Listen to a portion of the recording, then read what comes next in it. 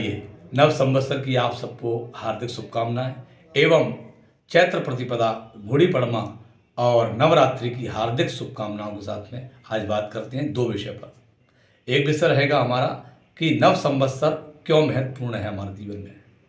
सबसे पहली बात आपको बताना चाहेंगे कि नव संवत्सर हमारे सनातन धर्म की ध्वजा है।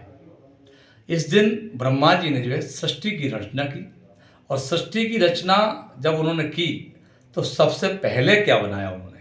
सबसे पहले उन्होंने काल गणना की है, काल गणना का प्रारंभ किया है। तो इस दिन हमको करना क्या चाहिए? इस दिन हम नव संवत्सर के दिन जो है सारे शरीर पर तेल की मालिश करके स्नान करें।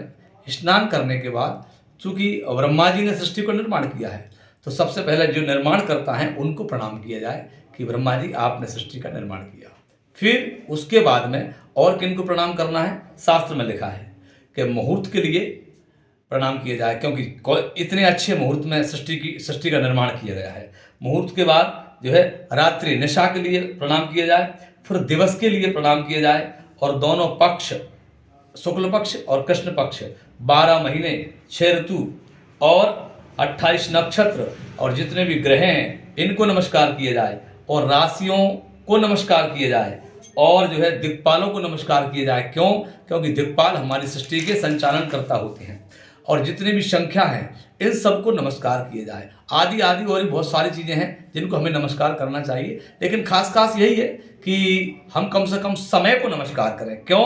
कि यही वो शुभ समय है जिस दिन ब्रह्मा जी ने सृष्टि का निर्माण किया है। और समय के नमस्कार के लिए और समय के पूजन के लिए हम क्या करें? अगर आप चाहते हैं कि वर्ष भर आपका जीवन सुखी रहे और वर्ष भर आप उन्नति करें, आपके व्यापार में वृद्धि हो, आपके धन वृद्धि हो, तो उस दिन आप केवल एक घड़ी लेकर आएँ और उस घड़ी का पूजन करें और घड़ी का पूजन करके आप अपने कलाई पर उसको बांधें। अगर वो नहीं ला सकते हैं तो घर में टांगने वाली जो घड़ी होती है उसको लेकर आए, उसका पूजन करें आप।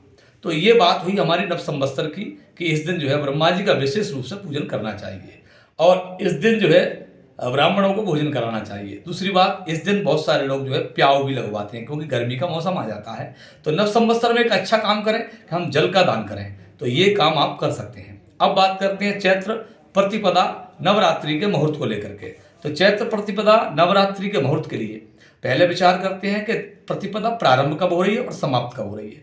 तो बात करते हैं कि चैत्र प्रतिपदा 29 तारीख को शाम को 4:27 से प्रारंभ होगी और 30 मार्च को जो है 30 मार्च 2025 को दोपहर के समय 12:49 पर ये समाप्त हो जाएगी। तो स्वाभाविक सी बात है कि 30 तारीख को उदया तिथि में प्रतिपदा तिथि प्रारंभ हो रही है। इसके 3 नियम होते हैं।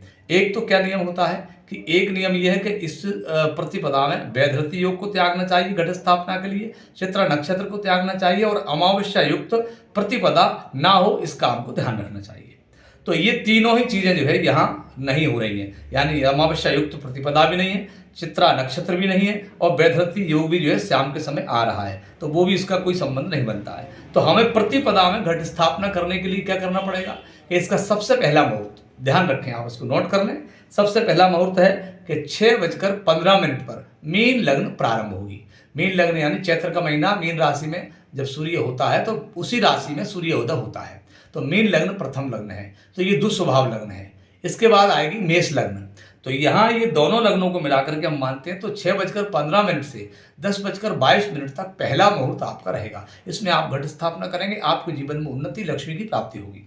दूसरा मुहूर्त बताया है शास्त्र में कि घट स्थापना के लिए श्रेष्ठ मुहूर्त ये अभिजित मुहूर्त है। 27 नक्षत्रों के अलावा 28वां नक्षत्र जो होता है इसको अभिजित मुहूर्त कहते हैं। इस अभिजित मुहूर्त में आप घट स्थापना कर सकते हैं। इसका समय क्या रहेगा? 12:01 से और 12:50 तक जो है ये अभिजित मुहूर्त रहेगा। तो ये 2 मुहूर्त हमने आपको बताए घट स्थापना के लिए और आप घट स्थापना इन मुहूर्तों में करेंगे, आपके जीवन में उत्तरोत्तर वृद्धि होगी। इसी के साथ नव संवत्सर चैत्र गुड़ी पड़वा की आपको हार्दिक शुभकामनाएं।